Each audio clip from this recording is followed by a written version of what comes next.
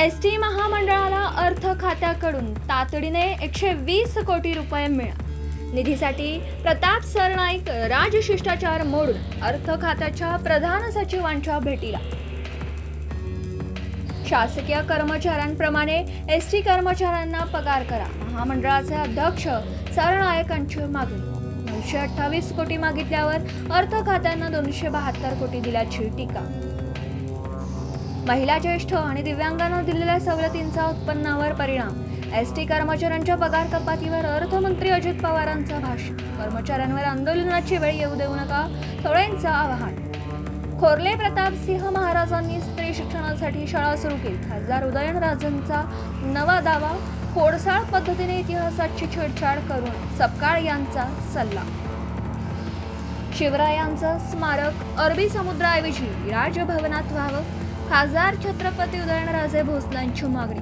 स्मारकाबाबत शहा फडणवीसांशी बोलण्याची माहिती। शिवरायांचा अपमान करणारा प्रशांत कोरडकर जामिनावर सुटका। कोल्हापुरातून कोरडकर मुंबईसाठी रवाना।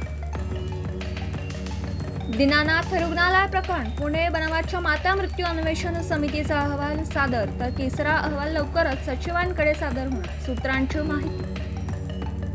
महाराष्ट्रातील रेल्वेसाठी केंद्र सरकारकडून 1,73,000 कोटींच्या प्रकल्पांना मंजुरी। रेल्वे मंत्र्यांकडून नव्या मार्गांची घोषणा, तर कल्याण ते बदलापूर तिसरा आणि चौथा रेल्वे मार्गही मंजूर। नारायण राणे नाटक केले, लक्षण आजही मोबाईलमध्ये सेव्ह। ज्या दिवशी परतफेड करेल त्याच दिवशी व्हिडिओ डिलीट करणार, मंत्री नितेश राणेंचा इशारा।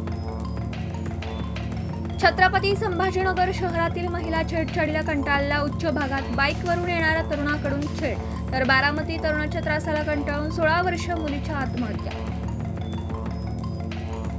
प्रेमसंबंधात अडचण ठरणाऱ्या आईची मुलाकडून हत्या। अक्कलकोट तालुक्यातील सन्नूरची घटना।